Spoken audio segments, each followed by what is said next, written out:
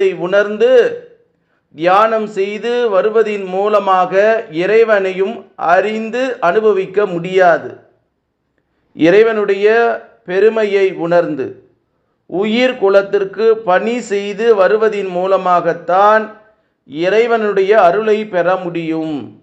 இந்த உண்மையை உணராமல் வாழ்க்கை நடத்தி வருகிறோம். கடவுள் வெளிப்படையாக அனுபவிக்க முடியாமல் ஏதோ கற்பனைகள் செய்து காலம் கழித்து வருகிறோம்.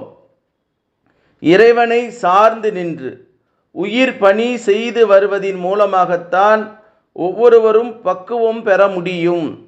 அப்படி ஒவ்வொருவரும் அடைந்து வரும் பக்குவத்திற்கு ஏற்ப திருவருளும் தன் உண்மையை சிறிது சிறிதாக அவர்கள் உணரும்படி செய்து வருகிறது.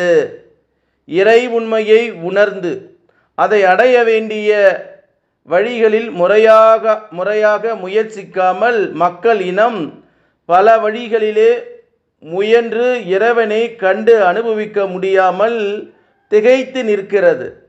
மக்களினத்தின் இந்த திகைப்பை போக்க அவர்கள் இறைவனை கண்டு அனுபவிப்பது எப்படி என்று இறைவனே தம் பெருங்கருணையால் உணர்த்துகிறார். அருட்பெரும் ஜோதி ஆண்டவர்தான்.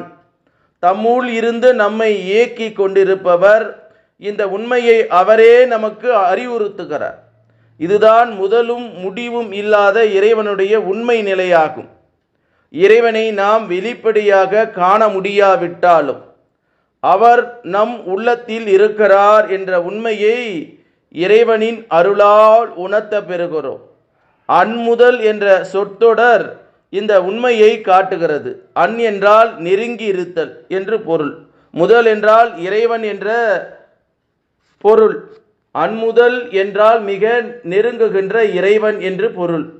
நம்மிடம் அன்முதலாக இருக்கும் இறைவன் உலகத்தில் அண்டத்தில் ஆண்டவனாக விளங்குகிறார். அனைத்தும் ஆண்டவர் இருக்கும் இடம்தான். அவர் எங்கும் எல்லா பொருள்களிலும் பூரணமாக நிரம்பி இருக்கிறார்.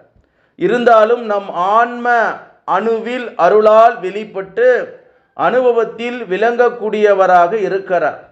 ஆண்டவர் நம்மிடம் எப்படி விளங்குகிறார் என்பதை நாம் பார்க்க வேண்டும். கரு உருவாகின்ற போது ஆண் கரு அணுவும் பெண் கரு அணுவும் ஒன்றோடு ஒன்று அணுகி ஒரே கருவாக உருவாகும் போது அன்முதலாகிய ஆண்டவனினுடைய பெருங்கருணை செயல். கரு உற்பத்தியிலே அன்முதல் பொருளான ஆண்டவரினுடைய அருள் ஒளி கருவின் நடுவிலே விளங்க ஓங்கார மூலையும் மற்ற தலை முதலான உடல் பகுதியும் கொஞ்சம்